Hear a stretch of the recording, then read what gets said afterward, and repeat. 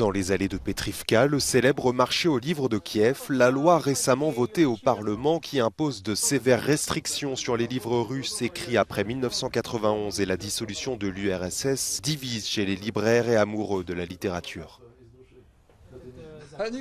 Cette loi est tout bonnement inapplicable. La loi est votée, certes, mais comment l'appliquer? Personne ne le sait. Que devons-nous faire? Prendre ces livres, les jeter dans la rue et les brûler? Après 3 décennies de décommunisation, il s'agit pour l'Ukraine de s'émanciper un peu plus de l'emprise russe via la culture. C'est la guerre, donc à mon avis, nous avons besoin de mesures fortes pour contrer la russification qui s'est développée en Ukraine par de nombreux moyens dans le passé.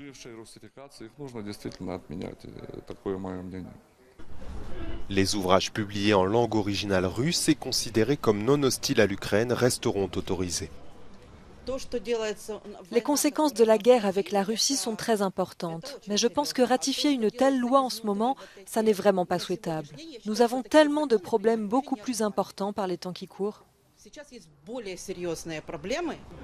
Parallèlement, les libraires constatent un attrait croissant pour la culture ukrainienne. Depuis le début de la guerre, la littérature ukrainienne, les auteurs ukrainiens connaissent un très fort regain d'intérêt. Donc je pense que nous publierons de nouvelles plumes très bientôt.